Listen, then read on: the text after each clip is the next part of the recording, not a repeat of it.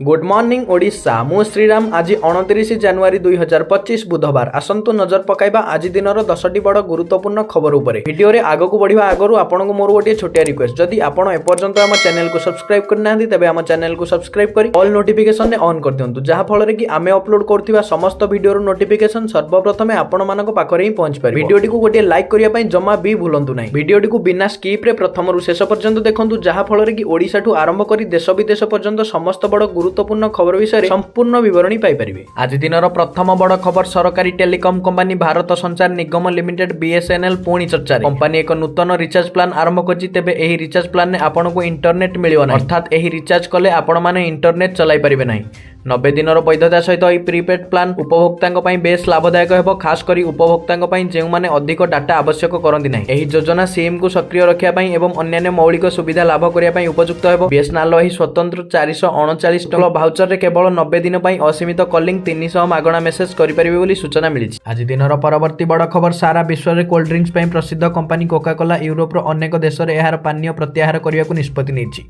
Company अनुसार एही पानीय गुडी करे कोरेट नामक एक रासायनिक पदार्थर मात्रा अधिक थिबारु एहा करा जायछि कंपनी एक बयान ने कहिछि जे एही प्रत्याहार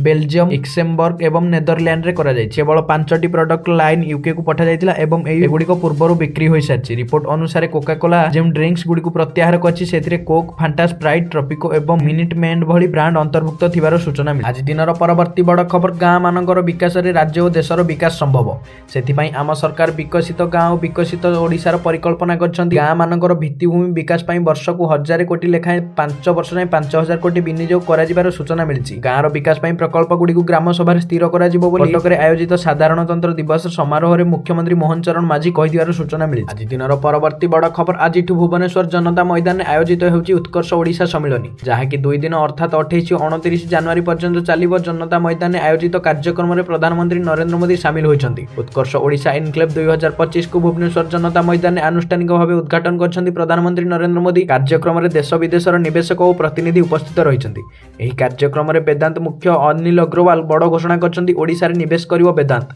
1 लाख कोटी टंका निवेश करिवो वेदांत एल्युमिनियम शिल्प रे निवेश करिवो वेदांत रायगड़ा रे एल्युमिनियम प्लांट प्रतिष्ठा पई घोषणा कले वेदांत मुख्य अनिल अग्रवाल बोली सूचना मिली। आज दिनर परवर्ती बड़ खबर पोस्ट ऑफिस ग्राम सुरक्षा योजना ग्रामांचल नागरिकों पई भारत सरकार द्वारा परिचालित एक अन्य योजना एही योजना केवल जीवन बीमा कवरेज प्रदान करे नहीं बरम निवेश उपरे भल रिटर्न दे आपनको भविष्य को मध्य सुरक्षित करे जदि आपण दैनिक 50 टंका निवेश करंती तेबे आपण मैच्योरिटी 35 लाख पांठी पाई परिबे बोली सूचना मिली। पॉलिसी अवधि 10 रु 55 वर्ष पर्यंत होई पारे पॉलिसी धारक मासिक त्रैमासिक अर्धवार्षिक किंबा वार्षिक आधार रे किस्ती दे परिबे एही योजना रे विशेष कथा हेउची जदि पॉलिसीधारी असमय रे मृत्यु हुए तबे संपूर्ण बीमा राशि नोमिन को दिया जिवो बोली सूचना मिली। आज दिनर परवर्ती बड़ खबर राज्य सरकार मिशन शक्ति पई नुवा गाइडलाइन जारी करछन्ती विभाग पक्षरु समस्त जिल्लार जिल्लापाल को एने एक चिट्ठी जारी होईची चिट्ठी रे उल्लेख रहिछि जे मिशन शक्ति अधीन रे थिया समस्त प्रशासनिक संगठन कार्यकारी कमिटी और सब कमिटी रो पर्यायक्रमे पुनर्गठन हेबो एपरिक प्रत्येक प्रशासनिक कमिटी रो कार्यकाल 3 वर्ष रहिबो प्रति 3 वर्ष रे थरे नेतृत्व परिवर्तन करा जिवो बोली सूचना मिली। आज दिनर परवर्ती बड़ खबर वर्तमान महाकुंभ प्रयागराज रे चलीछि ए महाकुंभ को नै जेतिकी चर्चा सेतिकी चर्चा रहिछन्ती भाइरल गर्ल मोनालिसा से सेठारे माला बिकुथिले एहारी भितरे तांकर श्यामल रंग सुंदर आखि समस्त को दृष्टि आकर्षण करथिला मोनालिसा को नेचुरल ब्यूटी को नै एबे अनेक चर्चा हेछि एबे सोशल मीडिया रे दाबी करा जाउछि जे मोनालिसा 10 दिन रे बहुत टंका आय कलेनी एमिति कि जहा आशा थारु अधिक से रोजगार कलेनी हेले एहा केते सत काहारी को जणा नै अनेक सोशल मीडिया प्लेटफॉर्म रे दाबी करा जाउछि जे मोनालिसा महाकुंभ रे 10 दिन 10 कोटी टंका रोजगार करछ जहा परे मोनालिसा ए संपर्क रे निजर बयान देई कहिसंती जे एहा संपूर्ण मिछ।